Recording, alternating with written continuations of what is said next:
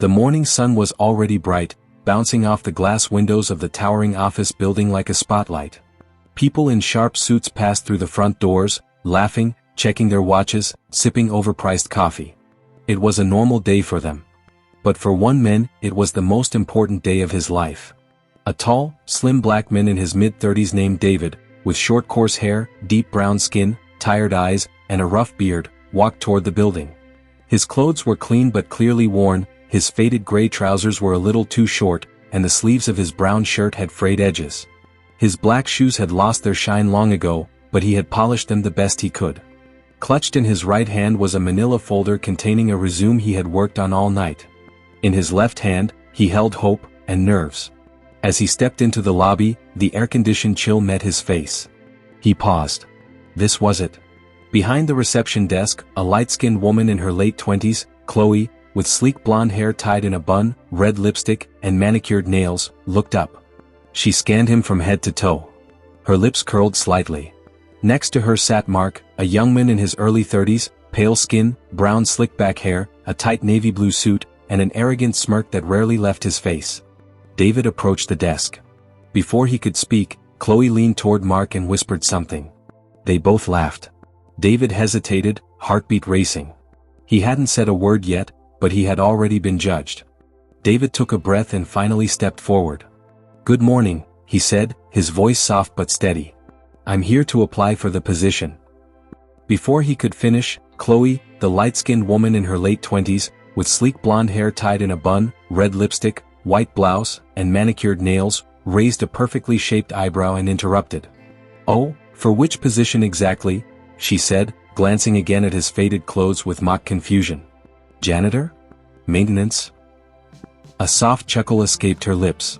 Mark, the pale-skinned man in his early 30s, brown slick-back hair, navy blue suit, and smug expression, burst out laughing. "I mean, did you see his shoes?" he said, loud enough for a few nearby employees to hear. "Those shoes probably have more miles than my car." David, the tall, slim black man in his mid-30s, with short coarse hair, deep brown skin, tired eyes, and a rough beard, stood frozen. His lips parted slightly, but no words came out. A group of young employees walking past began to laugh too. One, Julia, a Latina woman in her mid-20s, curly black hair, round glasses, petite frame, wearing a green skirt suit, snorted and whispered, "Maybe he's lost." The laughter grew louder.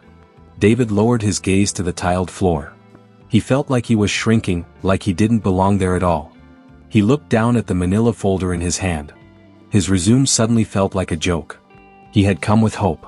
But what he found instead was humiliation. David turned around slowly, holding back the sting in his eyes. The laughter behind him still echoed as he walked toward the exit. Each step felt heavier than the last. The glass doors, which once represented hope, now looked like gates of rejection. He had come in with dignity, dreams, and effort. But now, all that seemed to crumble with each echoing step on the marble floor. Outside, the sun was still shining, but for David, the world seemed dim. He sat on a bench just outside the building, folder still in hand, staring at nothing. His mind raced with doubts. Maybe I'm not good enough. Maybe they were right. A soft breeze passed, ruffling the edges of his shirt. As he looked up, he saw people like Mark and Chloe, people in perfect suits, walking with confidence, laughing freely. He wondered what made them so different. Was it just the clothes? Then, something shifted. He looked at his reflection in the glass of the building. He saw not just a man in worn clothes, but a fighter. A man who had walked through fire and was still standing. He clenched the folder in his hands. "I'll be back," he whispered to himself. "Not like this. But I'll be back." And that moment, silent, unseen by the world, was the beginning of everything. That evening, in his small one-room apartment, David sat at his old wooden desk, lit by a single flickering bulb. His manila folder was open. His resume, creased and nearly torn at the edges, lay on top. But instead of self-pity, there was resolve in his eyes now.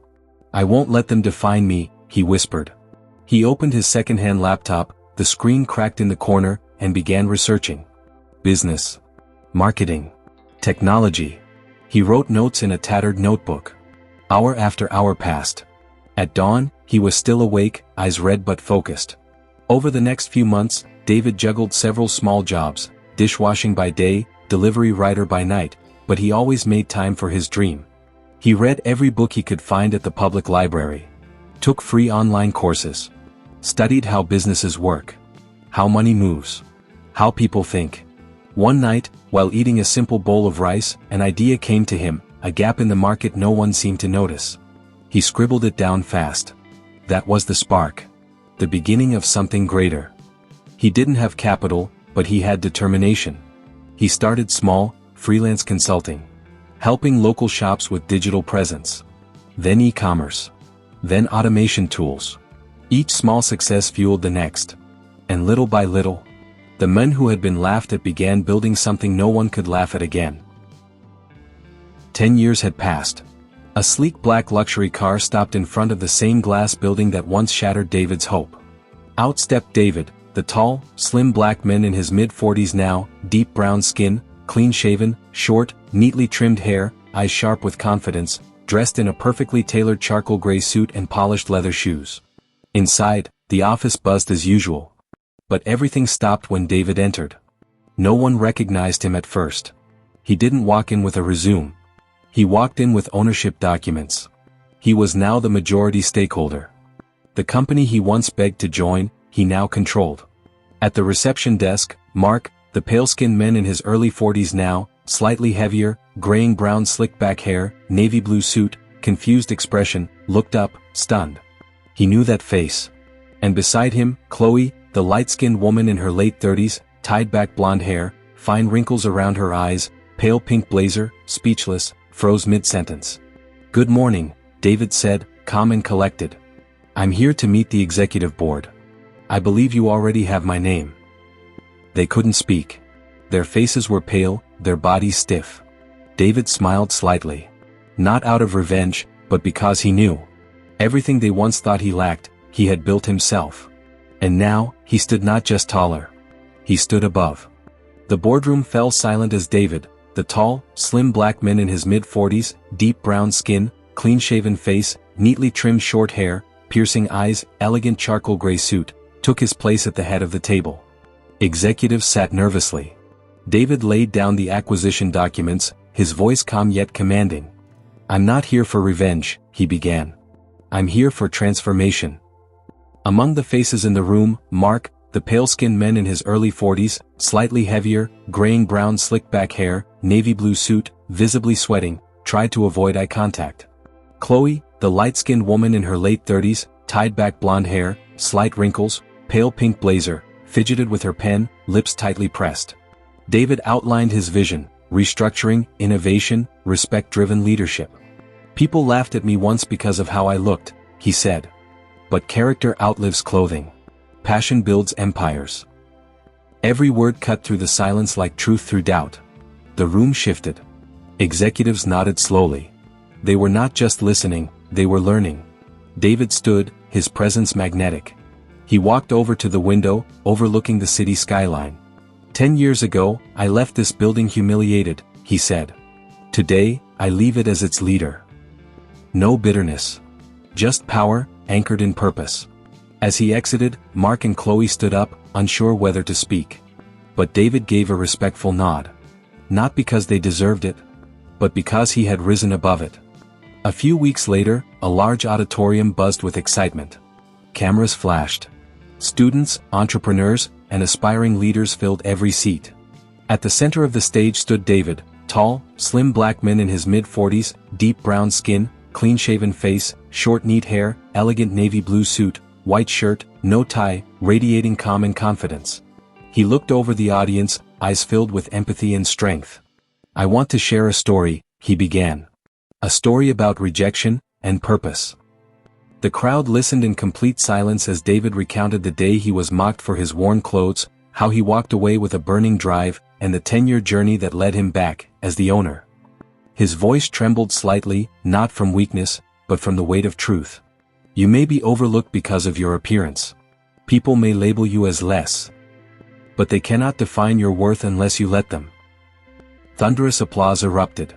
In the front row sat a young man, Jordan, a young Latino man in his early 20s, curly dark brown hair, tan skin, modest sweater, wide brown eyes, who wiped away a tear. David saw him, smiled, and said, "If someone like me can rise, so can you. Let your pain shape you, not break you." The lights dimmed. The audience rose, clapping not just for a speech, but for a soul who had turned humiliation into hope.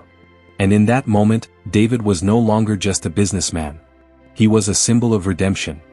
David, once mocked for his worn-out clothes, turned rejection into determination, rising from an overlooked job applicant to the owner of the company that humiliated him.